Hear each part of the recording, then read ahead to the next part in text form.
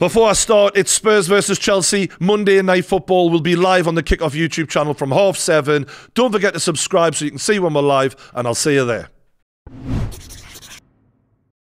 Yep, check complete. Arteta confirmed to be a big, fat, whingy baby. Arsenal fans, relax. Therapy is on hand. I'm sure you could, Samaritans, whatever. Remember, it's just a game. It's just football. Don't worry about it. It's just your title race up in flames. Sorry.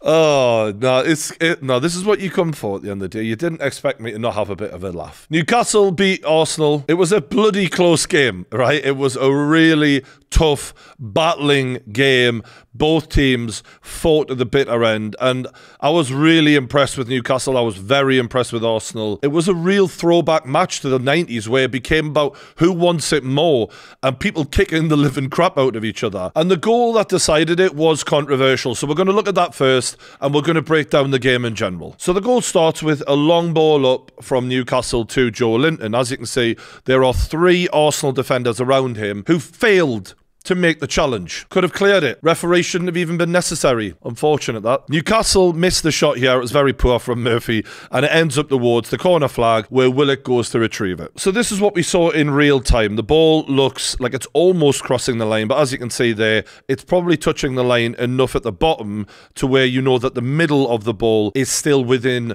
the lines. So this is a picture that was uploaded to social media. I did get a good kick out of this because obviously Marcus Rashford's goal, the cross-in for the goal for Man United, wasn't given. It was said to have been out. The Newcastle goal was given. However, the angles of these 2 pictures are completely different. Whoever made this, you're a complete idiot. Like, the angles are so different.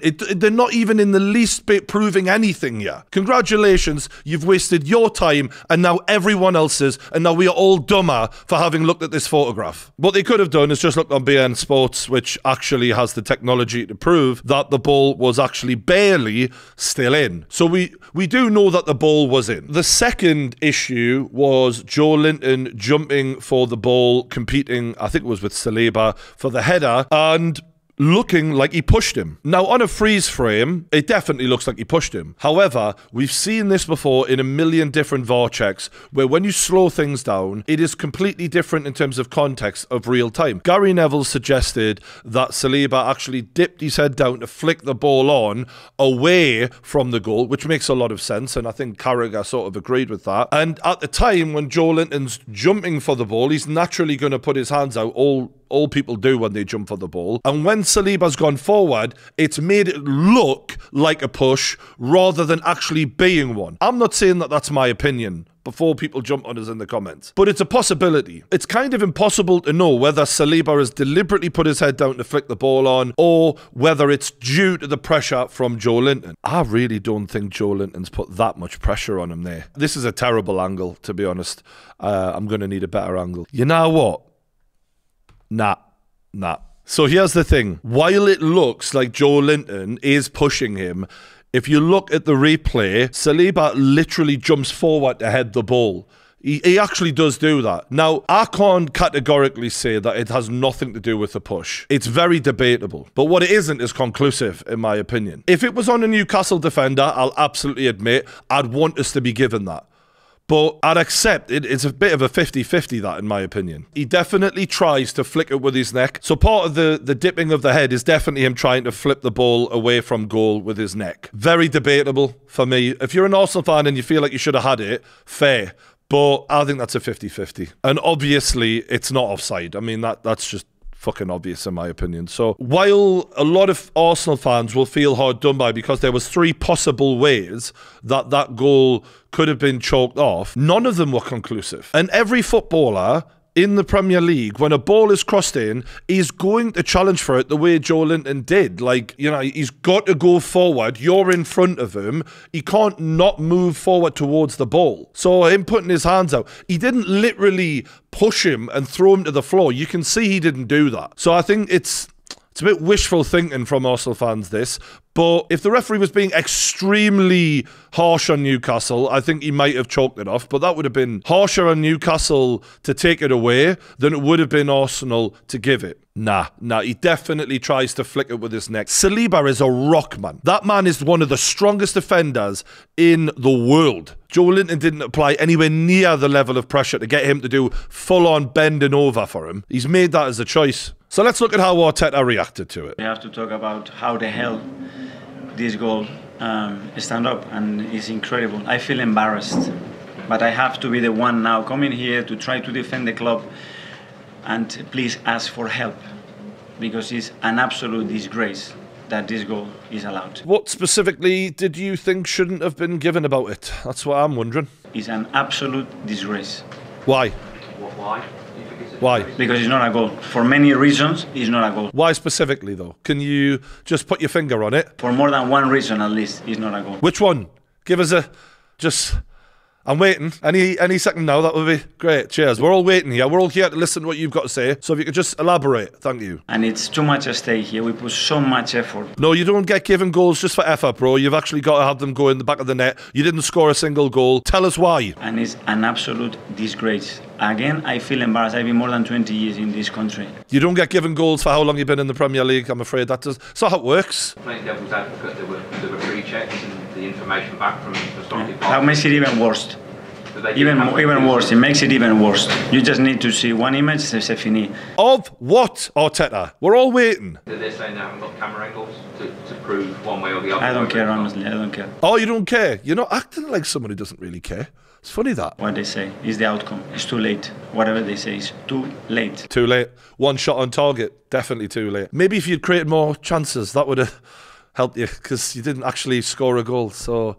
awkward. I don't want to be in the hands of people. Well, you're always going to need a referee, I'm afraid. I wish these reporters had to put it on him more, because you've got this guy going, it's a disgrace. Well, what? The goal? Well, which bit? All of it. Well, what specifically? All of it. He's not willing to put his fucking balls on the line and just say what he had a problem with, because he himself is not even sure. And he doesn't want to commit to it in case footage proves him wrong and makes him look like an idiot. So even he, as much as he's blasting the referees, isn't willing to stick his neck out on the line and say what he had a problem with. All of it. The referees have got to be stronger. They've got to know what to do. You can't even tell us what the hell's wrong with it, you prick. That's what's embarrassing. This is the first time in Premier League history I've seen a high-level manager who I have a lot of respect for say, I've got a problem with something, and then not tell us what that problem is. I understand what this is really about. You're under a lot of pressure. You're neck and neck with Man City. Every point counts. Every goal counts. It was a contentious goal, but if you're going to point out what you're not happy with, then you've got to fucking say it. And the reality is, Arsenal had one shot on target. That's what's embarrassing. It's kind of clever what he's doing, because he's making it all about the referee. He's taking the attention away from the fact that he spunk how much up the wall on Havertz. What a waste of money. Another away game, just like the Chelsea game, where Arsenal don't play their usual level of football, struggle to break a team down. He's diverting the attention and he's trying to create a siege mentality. Everyone's out against Arsenal. They're not, man. We all get shitty decisions every fucking week. VAR and the referees are terrible for all of you. You're not special. And he's having this meltdown right now for many reasons, and one of them is the referee. A lot of it is the pressure he's under, and a lot of it is the way his team are playing. Let's keep it fucking real. Got a very good team there.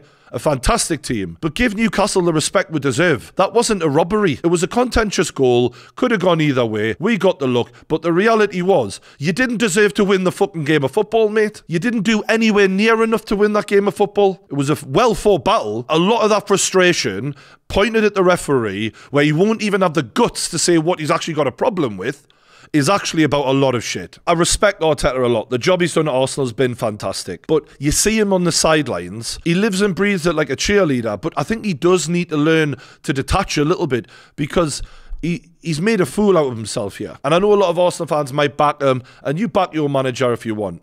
But I would never want Eddie Howe to be acting like a prat like this over a 50-50 moment. Like, by all means, say you don't agree with it, but say what you don't agree with and keep your head together, because he's absolutely lost it, yeah. And this narrative that it was all anti-Arsenal, what a load of absolute bollocks, mate. The ref was just bad. You had a red card tackle on Havertz, which is a leg breaker, give or take a half an inch to the fucking left or right, where he misjudges that. Very lucky Longstaff got away with his legs intact after that. Should have been a red card. Guess what was given out? 4 yellow cards. 1 to an Arsenal player and 3 to Newcastle players for complaining about it, for circling the referee. And yet, after the goal goes in, all the Arsenal players circle the referee and they don't get a single yellow card. I'm not saying he was anti-Newcastle. He was just crap. Bruno Guimaraes could have been sent off as well. No complaints from me. It was ridiculous what he did. It certainly wasn't anywhere near as dangerous as what Havertz did, but it was foul play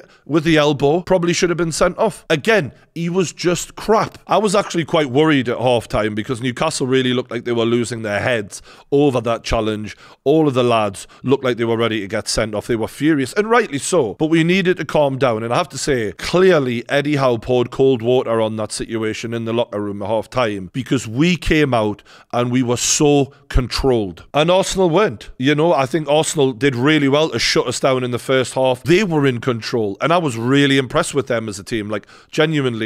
We've played Liverpool and Man City this season, and I think I was more impressed by the level of control Arsenal had on the game by comparison to them. But in that final third, they were really lacking the cutting edge. Odegaard, Jesus, they didn't have them, and it showed. But that's not to give them too much credit because we have 4 more players missing than they do, and key ones at that. We've just fucking played Man United a few days beforehand as well. Let's not forget. Beat them as well, by the way. What? 4 goals scored, none conceded, Arsenal and Man United, a few days apart. What are you worried about?